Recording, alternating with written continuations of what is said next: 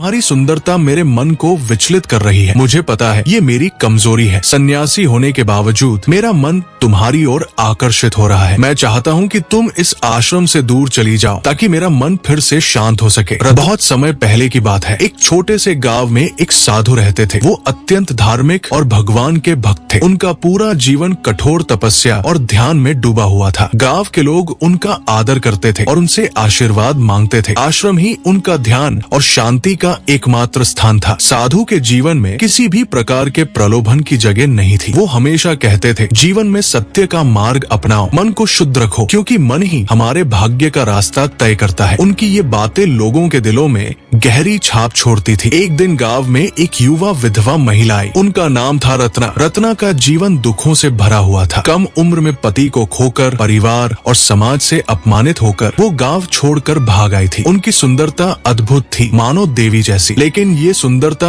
उनके जीवन में अभिशाप बन गई थी। गांव के लोग रत्ना को संदेह भरी नजरों से देखते थे। उनकी सुंदरता की प्रशंसा के पीछे कई लोगों की बुरी मंशाएं छिपी थी। रत्ना इन नजरों से बचते हुए अपनी इज्जत बचाने की कोशिश करती रही। एक दिन अपनी गहरी पीड़ा के साथ उन्होंने तय किया कि वो आश्रम जाकर साधु से अपने दुख साझा करेंगी। आश्रम में पहुंचकर रत्ना पहली बार साधु के सामने बैठकर रोने लगी। उनके आंसुओं में टूटे हुए दिल का दर्द छलक रहा था। उन्होंने कहा, हे महाराज, मेरे जीवन में कोई शांति नहीं है। पति को खोने के बाद मेरे चारों ओर के लोग मुझे दोषी मानने लगे। मैं अब इस अपमान को सहन नहीं कर सकती। भगवान ने मेरा जीवन इतना कठिन क्यों बना दिया? साधु ने उनकी बात ध्यान से सुनी। उनके दिल में भी सहानुभूति जागी। उन्होंने कहा, माँ, जीवन हमें परीक्षा लेता है। हम पर जो कष्ट आते हैं वो हमारी शक्ति और विश्वास को जगाने के लिए आते हैं। यदि तुम्हारे मन में भगवान पर विश्वास है तो तुम अपने सभी दुखों को पार कर जाओगी। रत्ना को थोड़ी राहत महसूस हुई। उन्होंने सोचा कि ये आश्रम उनके लिए शायद एक शरण स्थल बन सकता है। वो आश्रम में नियमित रूप से आना शुरू कर दी। रत्ना की उपस्थिति धीरे धीरे साधु के मन में एक अजीब सी भावना पैदा करने लगी। उनका ध्यान भटकने लगा। रत्ना की सुंदरता उनकी शांति को भंग कर रही थी। उन्होंने महसूस किया कि उनकी तपस्या की शक्ति परीक्षा में है। साधु ने खुद को समझाने की कोशिश की, मैं एक सन्यासी हूँ, मुझे किसी मोह में नहीं पड़ना चाहिए। रत्ना की सुंदरता मेरे लिए एक प्रलोभन है। मुझे इस प्रलोभन से मुक्त होना होगा। लेकिन जितना वो खुद को समझाने की कोशिश करते, उतना ही उनका मन रत्ना की ओर आकर्षित होता। साधु के भीतर एक गहरी द्वंद्व शुरू हो गई। उनका मन कह रहा था, तुम एक साधु हो, ये भावना तुम्हारे लिए पाप है। दूसरी ओर उनका दिल कह रहा था, तुम इंसान हो, रत्ना की सुंदरता से प्रभावित होना असामान्य नहीं है। साधु ने गहरे ध्यान में बैठकर खुद से सवाल किया, इस प्रलोभन से मुक्त होने का उपाय क्या है? उन्होंने एक निर्णय लिया। इस विषय पर वो रत्ना से बात करेंगे। एक दिन साधु ने रत्ना को बुलाकर कहा, रत्ना, तुम्हारी सुंदरता मेरे मन को विचलित कर रही है। मुझे पता है ये मेरी कमजोरी है। सन्यासी होने के बावजूद मेरा मन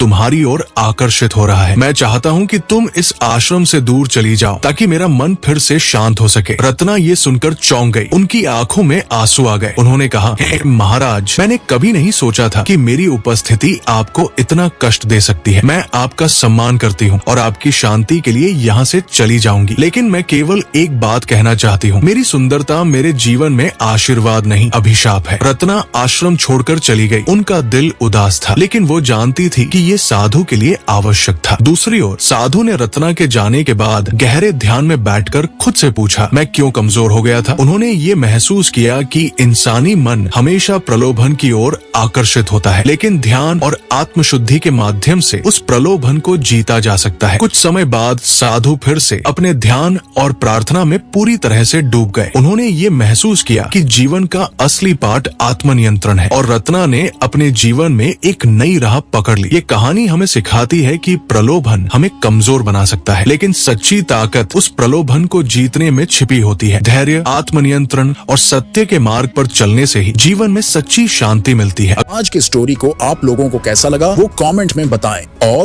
और भी ऐसे वीडियोस पाने के लिए हमारे चैनल को सब्सक्राइब करके रखें ताकि अगली वीडियो मिल सके। धन्यवाद सभी को वीडियो देखने के लिए। सभी अच्छे रहिएगा। वापस आ रहे हैं अगले वीडियो में।